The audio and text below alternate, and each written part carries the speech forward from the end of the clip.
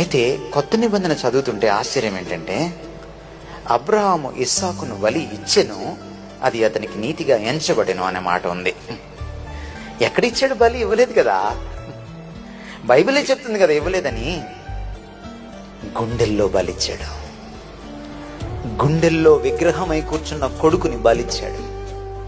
క్రైస్తవులారా, ఈరోజు ఏ సంబంధం నీ గుండెల్లో విగ్రహంగా ఉంది అని అడుగుతున్నాను నేను.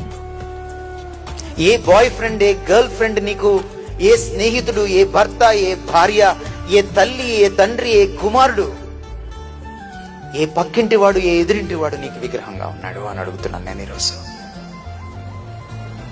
సంబంధాలు క్రీస్తుతో మన సంబంధాన్ని చెడగొడతాయి.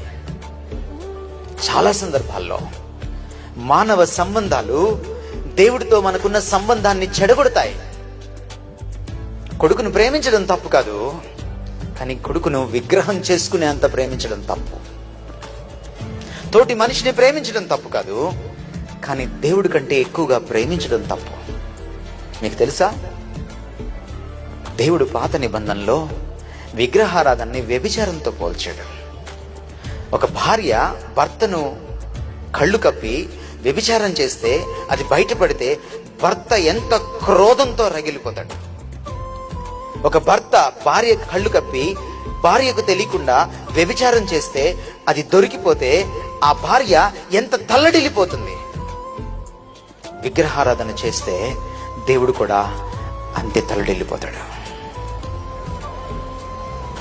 అన్యుల విగ్రహాలని ఇట్టే కనుక్కోవచ్చు, కానీ క్రైస్తవుల విగ్రహాలని కనిపెట్టలేము.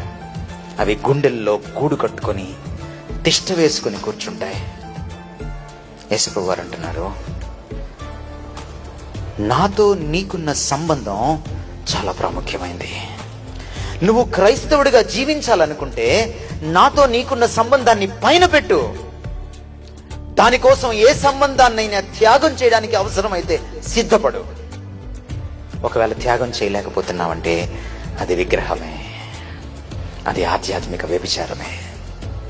You are unfit to be Christian. You are unfit to be a disciple of Lord Jesus Christ. క్రైస్తవుడిగా, క్రైస్తవురాలిగా ఉండడానికి, యేసుక్రీస్తు శిష్యుడిగా, శిష్యురాలిగా ఉండడానికి నువ్వు పనికిరావు.